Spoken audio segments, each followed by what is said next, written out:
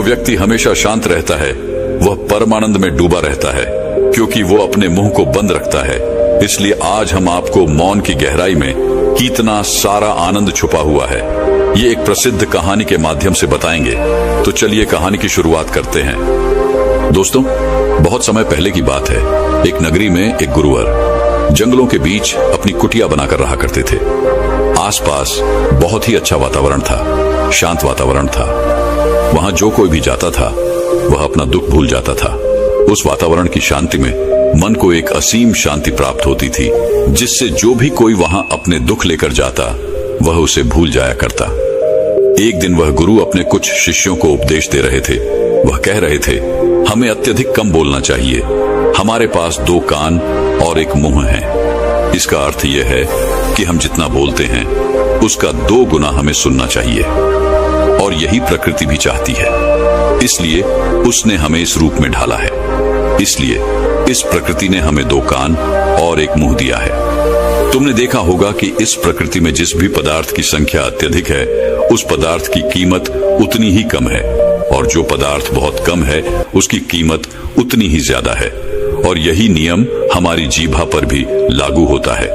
हम जितना कम बोलेंगे, लोग हमारी बातों को उतना ही गहराई से समझेंगे, हमें उतनी ही गंभीरता से लेंगे। वह हमारी बात सुनेंगे, समझेंगे और हमारी इज्जत भी करेंगे। उन गुरु की यह बात सुनकर उन सभी शिष्यों में से एक शिष्य खड़ा हुआ और उसने उन गुरु से कहा है, गुरुवर, आपकी बातों को बीच में काटने के लिए क्षमा चाहता हूँ, लेकिन मेरा एक प्रश्न है, क्या मैं आपसे पूछ सकता हूँ? इस पर वह गुरुवर कहते हैं, अवश्य पूछो, तुम क्या पूछना चाहते हो? तभी शिष्य कहता है गुरुवर, यदि हम कम बोलेंगे तो हमारी बात सामने वाला किस तरह से समझ पाएगा? इस पर वह गुरुवर कहते हैं, तुम क्या कहना चाहते हो? तभी वह शिष्य उन गुरुवर से कहता है, गुरुवर, मान लीजिए कि मुझे किसी को उपदेश देना है और मैं उस उपदेश को थोड़ा ही बताता हूँ, अर्थात कम बोलता हूँ, तो भला वह उपदेश उन लोगों को किस तरह से समझ में आएगा? और यदि मैंने उनसे कम शब्द कहे, कम बातें कही, और उन लोगों को वह बात समझ नहीं आई, तो वो लोग मुझे गलत समझेंगे, या फिर यह भी हो सकता है कि वो लोग मेरी बातों का गलत मतलब निकाले।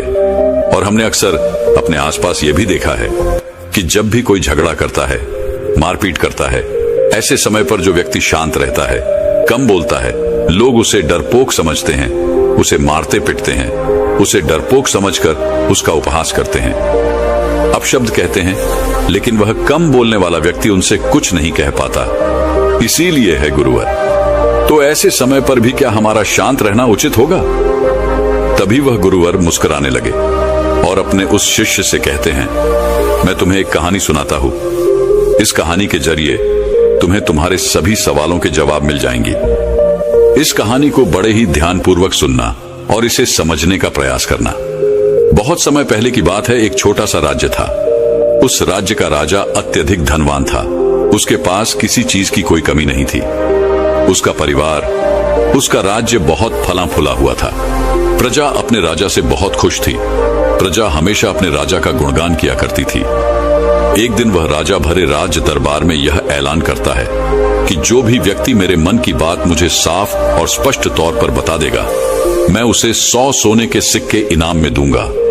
राजा ने जो यह ऐलान किया था, यह बात पूरे राज्य में फैल गई। राज्य के हर कोने से बड़े बड़े विद्वान, बड़े बड़े साधु, बड़े बड़े पंडित, बड़े बड़े ज्ञानी सभी राज दरबार में उपस्थित होने लगे। कोई कहता कि है राजन, आप बहुत धनी है, तो कोई कहता आप बहुत विद्वान हैं। कोई उनकी राज्य की प्रशंसा करता, तो कोई उनकी वीरता की गुण गाता।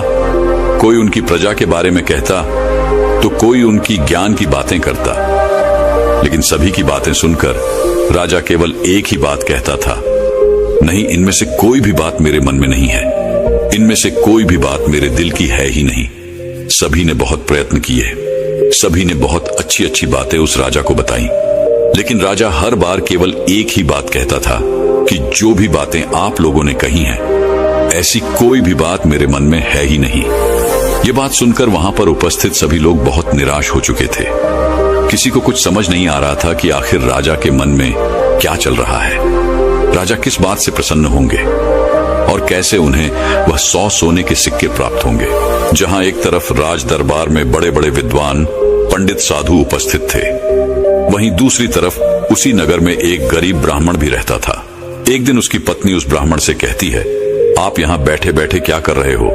राज दरबार में जाओ। राजा ने ऐलान किया है कि जो भी उनके मन की बात उन्हें बताएगा, उन्हें वह 100 सोने के सिक्के इनाम में देंगे। यह आवाज सुनने के बाद से बड़े बड़े विद्वान, बड़े बड़े पंडित, बड़े बड़े साधु और बड़े बड़े ज्ञानी राजा के दरबार में उपस्थित हैं और उन्हें तरह तरह की बातें बता रहे हैं। आप भी वहां क्यों नहीं जाते? आप भी वहां जाओ। राजा को उनके मन की बात बताओ ताकि राजा प्रसन्न हो सके और आपको इनाम में 100 सोने के सिक्के दें। अपनी पत्नी की यह बात सुनकर वह ब्राह्मण कहता है, तुम मूर्ख हो क्या?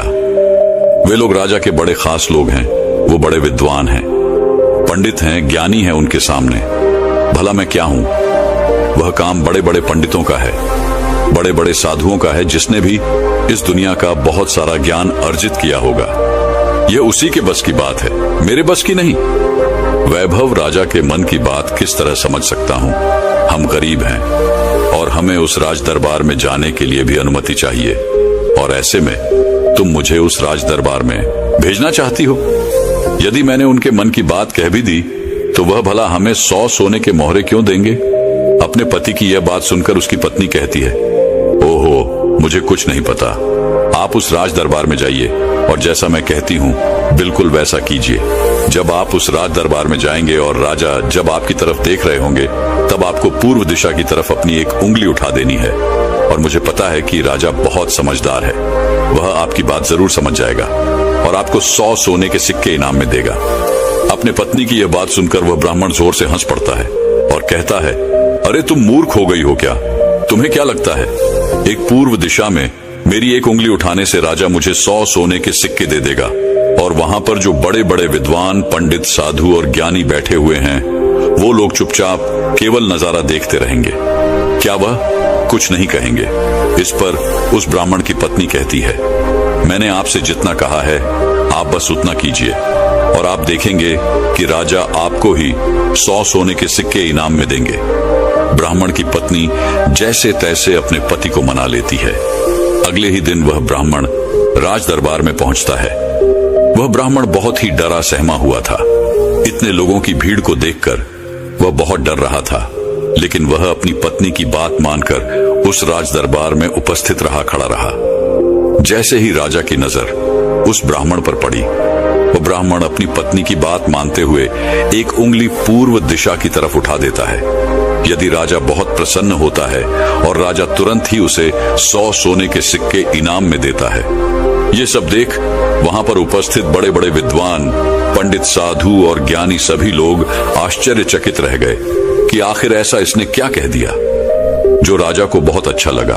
हर कोई यह सोचकर हैरान था कि इस ब्राह्मण ने तो केवल एक उंगली ही उठाई थी और इसे 100 सोने के सिक्के मिल भी गए। यह सब देखकर वहां पर उपस्थित हर कोई अचरज में था और वह ब्राह्मण अपने 100 सोने के सिक्के लेकर अपने घर लौट गया और खुशी खुशी वह 100 सोने के सिक्के अपनी बीवी के हाथ में रख देता है और कहता है, राजा ने मुझे ये 100 सोने के सिक्के इनाम में दिए हैं और जैसा कि तुमने कहा था, मैंने पूर्व दिशा की तरफ केवल एक उंगली ही उठाई थी, लेकिन मैं अब तक यह समझ नहीं पाया कि इसका अर्थ क्या हुआ। उस राजा को मेरी इस एक उंगली से क्या समझ में आया? उस ब्राह्मण की पत्नी उस ब्राह्मण से कहती है, यह सब जाने दो, आपको यह बात बताकर कोई मतलब नहीं। आप बैठ जाओ और कल फिर आपको उसी राज दरबार में फिर जाना है। वह ब्राह्मण कहता है, कल फिर जाना है? नहीं नहीं, मैं नहीं जाऊंगा। वैसे भी आज सभी लोग मुझे घूर घूर कर देख रहे थे। न बाबा न मैं नहीं जाऊंगा। लेकिन जैसे तैसे उसकी पत्नी उसे समझा लेती है। अगले दिन ब्राह्मण एक बार फिर तैयार होता है और अपनी पत्नी से पूछता है, अच्छा बताओ आज मुझे क्या करना है? तभी उस ब्राह्मण की पत्नी कहती है, आज आपको पश्चिम दिशा की तरफ अपनी एक उंगली उठानी है। वह अपनी पत्नी की बात मानकर फिर से एक बार राज दरबार पहुंच जाता है। जैसे ही राजा की नजर उस पर पहुंचती है, वह ब्राह्मण अपनी एक उंगली पश्चिम दिशा की ओर उठा देता है। यह देख राजा एक बार फिर प्रसन्न हो जाता है। वह राजा उन्हें 100 सोने के सिक्के फिर से इनाम दे देता है। यह सब देखकर वहां पर उपस्थित हर कोई बड़ा हैरान थे। हर कोई अचरज में था कि आखिर ये सब हो क्या रहा है। हम यहाँ पर अच्छी अच्छी बातें बता रहे हैं, राजा को तरह तरह का ज्ञान दे रहे हैं, लेकिन राजा उससे प्रसन्न नहीं हो रहे। और यह ब्राह्मण है कि केवल एक उंगली उठाता है और राजा उसकी बातों से खुश हो जाते हैं, उसे 100 सोने के सिक्के ही इनाम में दे देते हैं। और तो और ये कुछ बोलता भी नहीं, चुपचाप आता है, उंगली उठाता है, इनाम लेता है और चला जाता है। हर कोई केवल बस यही जानना चाहता था कि आखिर उस ब्राह्मण को ऐसा कौन सा ज्ञान है जो उनके पास नहीं। अगले दिन फिर से वह ब्राह्मण राज दरबार में आता है और अब की बार वह अपनी उंगली उत्तर दिशा की तरफ उठाता है और अब की बार भी राजा प्रसन्न होकर उसे 100 सोने के सिक्के इनाम में देते हैं। ये सब देख देख कर वहां पर उपस्थित हर बड़ा से बड़ा विद्वान थक चुका था। उन्हें कुछ भी समझ नहीं आ रहा था कि आखिर एक उंगली उठाने से राजा किस तरह से प्रसन्न हो जा रहे हैं। यह बात देखकर हर किसी ने यह तय किया कि अब यदि उंगली उठाने से ही उन्हें इनाम मिल सकता है तो वह राजा के सामने बड़ी बड़ी बातें क्यों करें, बड़ा बड़ा ज्ञान राजा को क्यों बताएं। उससे अच्छा है कि वो सब मिलकर एक ही दिशा की तरफ उंगली उठाएंगे। सभी ने मिलकर यह तय कर लिया था।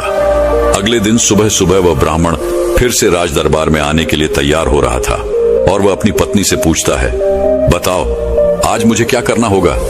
इस पर उसकी पत्नी कहती है, आज आपको कुछ नहीं करना, आज आप घर पर ही बैठे। उस दिन सभी ब्राह्मण, सभी विद्वान, सभी साधु संत वहां पर उपस्थित थे। राजा के आते ही सब खड़े हुए।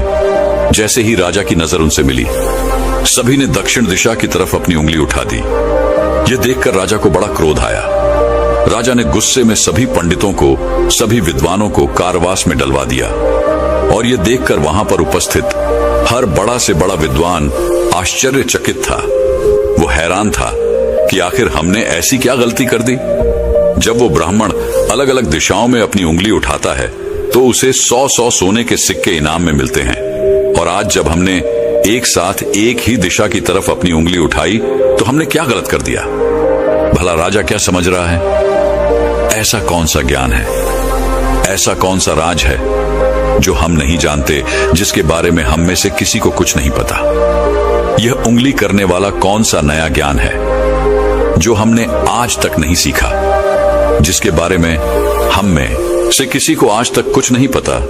जब उन विद्वानों की पत्नियों को यह पता चला कि राजा ने उन्हें कारावास में डाल दिया है, तब उनकी पत्नी राजा के पास विनती करने आई कि वे उन्हें छोड़ दें। उनसे गलती हो गई, लेकिन राजा ने किसी की एक न सुनी। और जब उन सभी को ये लगने लगा कि राजा उनके पतियों को नहीं छोड़ने वाले, तो वे सभी उसी ब्राह्मण के पास पहुंचे और वहां जाकर वो उनसे विनती करने लगे कि वह उनके पतियों की मदद करे, उन्हें कारावास से बाहर निकाले। राजा ने उन्हें कारावास में डाल दिया है और हमने उनसे कई बार विनती की, आग्रह किया कि वो उन्हें छोड़ दे, उनसे गलती हो गई, लेकिन राजा ने एक न सुनी। इसलिए हम सभी आपके पास आए हैं, कृपया हमारी मदद करें। उस ब्राह्मण ने और उसकी पत्नी ने सारी बातें ध्यानपूर्वक सुनी। उसके बाद उस गरीब ब्राह्मण की पत्नी राज दरबार जाती है, और जैसे ही राज दरबार में राजा की नजर उस गरीब ब्राह्मण की पत्नी पर पड़ती है तो राजा अपनी 2 उंगलियां खड़ा करता है और तभी वह ब्राह्मण की पत्नी अपने पैर पर ताली मारती है। यह देखकर राजा तुरंत ही अपने अधिकारों को आदेश देता है कि जाओ, उन सभी को कारावासियों से बाहर निकालो। ये सब देखकर वहां पर जो उपस्थित पंडित थे, उनकी हैरानी का कोई ठिकाना नहीं रह गया था। उन्हें यह समझ ही नहीं आ रहा था, क्या आखिर यह कौन सी विद्या है, यह कौन सा ज्ञान है। कभी वह ब्राह्मण एक उंगली खड़ी करता है, कभी राजा 2 उंगलियां खड़ी करता है, और कभी यह ब्राह्मण की पत्नी अपने टांगों पर ताली पीटती है। आखिर ये सब चल क्या रहा है, आखिर ये सब हो क्या रहा है। सभी मिलकर यह तय करते हैं कि इसका जवाब तो हमें वह गरीब ब्राह्मण ही देगा। इसलिए सभी मिलकर उस गरीब ब्राह्मण के घर पहुंचते हैं, और उन सभी पंडितों में से एक पंडित उन गरीब ब्राह्मण से कहता है, आप ही हमें बताइए, यह कौन सी विद्या है जो हम नहीं जानते। आपको भला राजा ने इतनी बार इनाम क्यों दिया, और जब हमने एक दिशा में उंगली उठाई तो हमें कारावास में डाल दिया, और जब हमारी पत्नियां हमें छुड़ाने आई, उन्होंने राजा से विनती की, राजा से आग्रह किया कि वह हमें छोड़ दें, लेकिन राजा ने उनकी एक ना सुनी। और जब आपकी पत्नी उसी राज दरबार में आती है तो उनके केवल एक आदेश पर, उनके केवल एक इशारे पर राजा हमें कारावास से छोड़ देता है। आखिर यह सब हो क्या रहा है? आखिर आपने यह सब कैसे किया? क्या आप हमें भी यह ज्ञान दे सकते हैं? क्या आप हमें भी यह विद्या सिखा सकते हैं? उन सभी की यह बात सुनकर तो ब्राह्मण उन सभी से कहता है, इसमें मैंने कुछ नहीं किया है, ये सब तो मेरी पत्नी का किया धरा है। ये सब ज्ञान तो उसने ही मुझे दिया है और उसने जैसा मुझसे कहा मैं वैसा करता चला गया। तभी वो ब्राह्मण की पत्नी उन पंडितों से कहती है, मैंने पहले दिन अपने पति को कहा था कि वह पूर्व दिशा की ओर अपनी एक उंगली उठाए और उन्होंने बिल्कुल वैसा ही किया, क्योंकि राजा का पूरा राज्य पूर्व दिशा में फैला हुआ है और पूर्व दिशा में उनका यह राज्य अटल रहे। कुछ यही बात राजा के मन में भी चल रही थी, जो राजा के दिल की बात थी। इसीलिए राजा प्रसन्न हुआ और राजा ने मेरे पति को 100 सोने के सिक्के दिए। दूसरे दिन जब मेरे पति आए तो मैंने उन्हें कहा कि तुम आज के दिन पश्चिम दिशा की तरफ अपनी एक उंगली उठाना, जिसका अर्थ यह था कि आपका राज्य सूरज के उगने से ढलने तक के बीच में आप ही का राज्य रहेगा। यह बात राजा समझ चुके थे, क्योंकि राजा बहुत ज्ञानी है। इसी कारण राजा ने फिर से प्रसन्न होकर मेरे पति को 100 सोने के सिक्के दिए। तीसरे दिन मैंने अपने पति को यह कहा था कि वह उत्तर दिशा की ओर अपनी उंगली उठाए और इन्होंने राज दराबाद में बिल्कुल वैसा ही किया। उत्तर दिशा की तरफ उंगली उठाने का अर्थ यह था कि जिस प्रकार इस राज्य के जो पहले राजा थे उनका राज्य अटल था, ठीक उसी प्रकार आपका राज्य भी अटल रहेगा। और यह बात भी राजा के मन की ही थी, जिस कारण राजा ने प्रसन्न होकर उन्हें 100 सोने के सिक्के इनाम दिए। लेकिन चौथे दिन जब मेरे पति तैयार होकर राज दरबार के लिए निकल रहे थे, तब मैंने इन्हें मना कर दिया। मैंने इन्हें घर पर ही बिठा दिया, क्योंकि मैं जानती थी अब आगे हमें कोई भी सोने के सिक्के नहीं मिलने वाले। उनके मन की जो भी बातें थी वो हमने पहले ही कर दी थी। लेकिन उसी वक्त आप लोगों की मूर्खता के कारण आप सभी ने दक्षिण दिशा की तरफ उंगली उठा दी और इधर तो राजा रावण का राज्य चला गया। उसे मार दिया गया था, इसलिए राजा ने इसे एक गलत निर्देश समझा, एक गलत संदेश माना और आप सभी को कारावास में डाल दिया।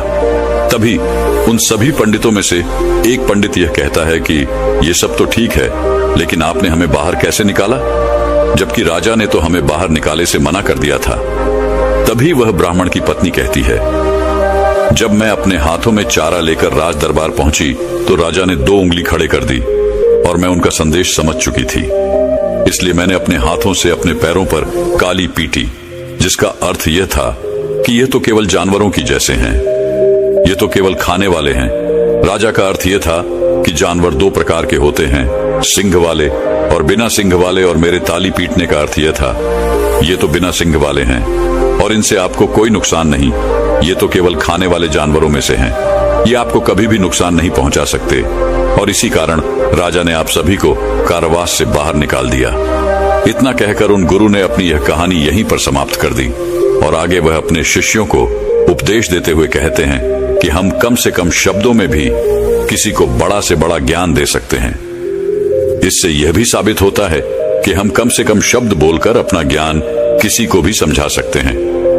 लेकिन यहाँ पर एक बात और समझने वाली ये है कि जो ज्ञान अर्जित कर रहा है, जिसे हम यह ज्ञान दे रहे हैं, वह अभी उस ज्ञान को समझने वाला होना चाहिए, ज्ञानी होना चाहिए। तभी तो ज्ञान देने का हमारा मकसद पूरा हो सकेगा। अन्यथा हम चाहे कितने भी शब्द बोले, उसे कितना भी समझा ले, उसे कितना भी ज्ञान क्यों ना दे दे, हमारा मकसद कभी पूरा नहीं हो पाएगा, क्योंकि वह हमारी बातें कभी समझ ही नहीं पाएगा। वह तो एक जानवर की तरह होगा जिसे ज्ञान देकर हमारा कोई लाभ नहीं होगा। अज्ञानी को ज्ञान देकर हमें कोई लाभ नहीं। हाँ, यदि आप अज्ञानी को ज्ञान देना ही चाहते हैं तो इसका अर्थ यह नहीं कि आप ज्यादा शब्दों का उपयोग करें। आप बहुत कम शब्दों में भी उसे वह ज्ञान दे सकते हैं। आगे वह गुरुवर अपने सभी शिष्यों से कहते हैं कि हमें अपने जीवन में इन 5 परिस्थितियों में हमेशा चुप रहना चाहिए। जब भी कोई इन 5 परिस्थितियों के समय पर बहुत कम बोलता है या फिर बोलता ही नहीं है, तो ऐसे लोगों को इज्जत दी जाती है, उनका सम्मान किया जाता है, उन्हें एक अलग नजर से देखा जाता है। ऐसे लोगों को लोग ज्ञानी समझते हैं, क्योंकि उन्हें पता है कब और कहां बोलना है और कितना बोलना है। सबसे पहली बात बताते हुए वह गुरुवर कहते हैं कि जब कोई व्यक्ति तुम्हारी भावनाओं को, तुम्हारे शब्दों को नहीं समझ पा रहा, ऐसी परिस्थिति में इंसान का चुप रहना ही उचित है, क्योंकि हम में से अधिकांश से लोग बेवजह ही अपने दुख, अपनी पीड़ाएं, अपनी तकलीफें लोगों के साथ साझा करने की आदत होती है। लेकिन वो यह नहीं जानते कि जिन्हें वो अपनी तकलीफें साझा कर रहे हैं उन्हें आपकी तकलीफों से कोई मतलब नहीं। वह तो आपकी तकलीफों का फायदा उठाना चाहते हैं। वह तो आपकी तकलीफों को सुनकर मन ही मन में खुश हो रहे हैं, क्योंकि उन्हें अब यह पता चल चुका है कि जितना कुछ वो आपको समझते थे, जितना सुखी वो आपको समझते थे, आप अंदर से उतने सुखी हैं नहीं। आपका सुख चैन लुट चुका है और यह जानकर उन्हें बहुत प्रसन्नता होती है। वह बहुत खुश होते हैं और ऐसे समय पर वह आपका साथ भी छोड़ देते हैं, क्योंकि कोई भी एक दुखी व्यक्ति के साथ रहना पसंद नहीं करता। इसलिए जब भी ऐसी कोई परिस्थिति आए, जब आपको लगे कि मुझे अपनी भावनाओं को, अपने शब्दों को किसी के साथ साझा करना चाहिए, तो ऐसे समय पर आप अपने कुछ करीबी खास परिवार के सदस्य हो या फिर कुछ ऐसे खास मित्रों से अपनी बात साझा कर सकते हैं जिन पर आपको पूरा यकीन हो। और अन्यथा यदि आप किसी और के साथ अपने मन की यह बातें साझा करेंगे तो वो लोग आपको बेवकूफी समझेंगे और ऐसे समय पर आप केवल मजाक के पात्र ही बनेंगे। दूसरी जगह जहां पर हमें चुप रहना चाहिए, जब हमें किसी विशेष मौके के बारे में अधूरी जानकारी हो, किसी विशेष घटना के बारे में जब हम नहीं जानते, जब हमें अधूरा ज्ञान हो, तो ऐसे मौके पर हमेशा चुप रहना चाहिए। हम में से अधिकांश लोगों को यह शौक होता है कि वे अपने ज्ञान का प्रदर्शन करें, लेकिन अधिकांश लोगों को आपने देखा होगा कि उन्हें उस विषय के बारे में अधूरा ज्ञान होता है, जिस कारण वह हर समय लोगों के बीच मजाक का पात्र बनते हैं। लोग उनकी खिल्ली उड़ाते हैं, उनका मजाक बनाते हैं, और ऐसे व्यक्तियों को लोग कभी गंभीरता से नहीं सुनते, उन्हें कभी गंभीरता से नहीं लेते। जो भी बातें हमने इधर उधर से सुनी है, जिनका हमें ज्ञान नहीं है, उन बातों को लेकर हमें कभी भी दूसरों को नहीं समझाना चाहिए, ना ही अपनी बातों को दूसरों से मनवाना चाहिए। आगे गुरुवर अपने शिष्यों को तीसरी बात बताते हुए कहते हैं, जब कोई इंसान किसी दूसरे व्यक्ति की बुराई कर रहा हो तो ऐसे समय पर तुम्हें चुप रहना चाहिए, क्योंकि ऐसा व्यक्ति कभी किसी का नहीं होता।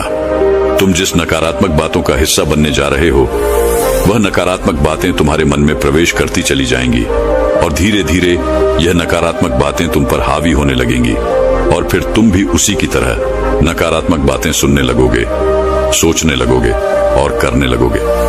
इसीलिए कभी भी इन चीजों का हिस्सा न बने, क्योंकि जो व्यक्ति तुम्हारे सामने किसी तीसरे व्यक्ति की बुराई कर रहा है, ऐसा जरूरी नहीं कि वो तुम्हारी बुराई उस तीसरे व्यक्ति के सामने ना कर रहा हो।